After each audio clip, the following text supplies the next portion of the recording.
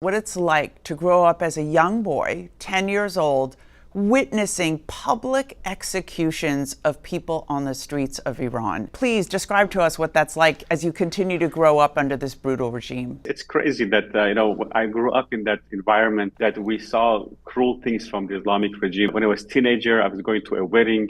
I was 16 years old. And on the way to the wedding, I was in a car with some relatives and they had some alcohol.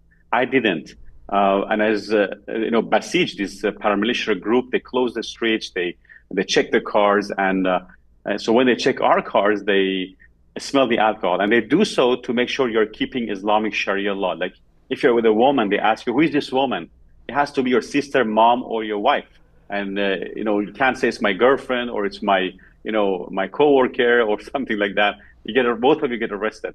So I was in this car and they smell the alcohol, and based on Islamic Sharia law, alcohol is illegal. And so they took us to a confinement. They took our clothes off, bare naked. They began to pour cold water on us, and they began to beat us with this big, thick electric cable. They began to beat us, and they were laughing at us. And they don't call your family. The wall. They don't call No, your family. You're they 16 years old. Wow. They don't call the family. They had us face the wall, sit up, sit down, sit up, sit down, and all of us. And they were mocking and laughing at us.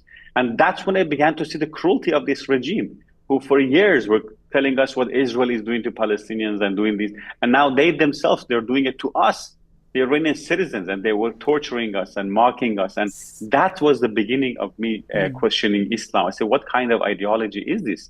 Because this regime claims that they represent Islam. It's called the Islamic regime.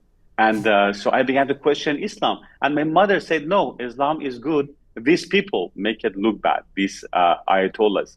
And amazingly, when they took us to court, after the jail, they took us to court. And the judge actually judged us based on the laws of 1400 years ago, the Sharia law. And we ended up, they told us we have to pay 4 camels. So we had to calculate how much is a camel to pay for as a fine. So still they go back by the laws of 1400 years ago when if you broke the Sharia law, you had to compensate based on camels and goats and so forth. So then I began to my mother said Islam is good, these people make it look bad. So I began to read the Quran. I said, fair enough. I began to read the Quran and Hadith with translation because we're Persians, we're not Arabs.